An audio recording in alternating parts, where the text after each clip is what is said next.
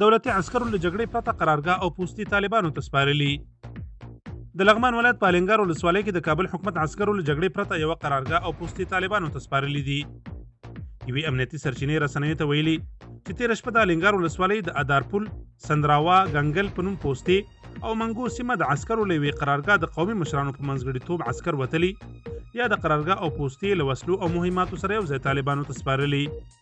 د سرچینې په خبره په دغو ټولو پوستو کې د کابل حکومت عسکرو او طالبانو ته هیڅ مرګ ژوبله نه ده اوښتې. په ورته مهال د طالبانو او کابل حکومت د ځواکونو ترمنځ د جوړجاړي او منځګړیتوب د جرګې یو غړي ډاکټر ذاکر رسنیو سره په خبرو کې ویلي چې د دوی په هڅو د ګڼو عسکرو ژوند ژغورل شوی دی.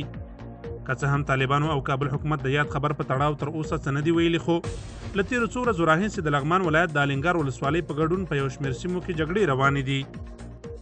وزیر چی که دغه بایتونه وویا ای رفیقان بیرق اسلام را بالا کنین، پیروی از گفته قاری عزیزالرحمن کنین.